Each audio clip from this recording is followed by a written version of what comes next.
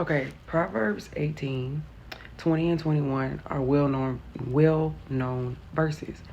Verse 20, from the fruit of a man's mouth, his stomach is satisfied. He is satisfied by the yield of his lips, which means your mouth produces something, okay? Death and life are in the power of the tongue, and those who love it will eat of its fruit, okay? So last week I was talking to my mentor and she said, let me play devil's advocate. And I said, the devil doesn't need an advocate. And she was like, Jasmine, you being churchy? Because neither one of us are really churchy. We love God, very spiritual, but we're not really churchy.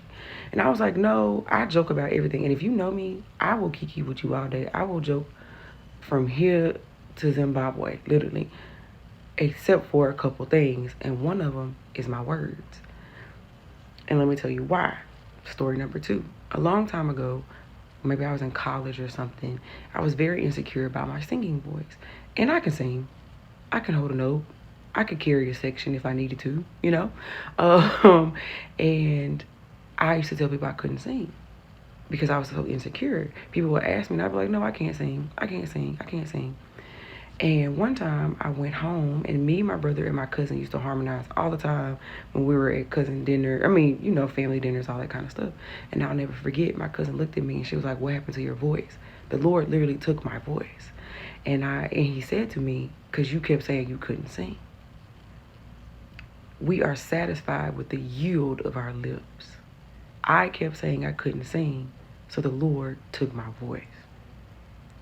Yesterday, I was ending a cohort meeting, and I was like, hey, y'all, let me pray a blessing over you.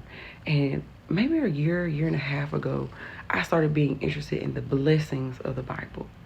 When the people of the Old Testament, and even the New Testament, would bless people as they left them. Because I feel like we speak so many damning words on people, so many curses on people, instead of blessings. So now when I end meetings, especially meetings of people like we've come together to build something, I always leave them with a blessing because your words matter. Stop saying stuff flippantly. Stop talking about people flippantly. You're going to be accountable. You're going to eat the yield of the things that come out of your lips. I can sing again now. I no longer play devil's advocate. And I bless people when they leave me. That's all I got. Talk to you later.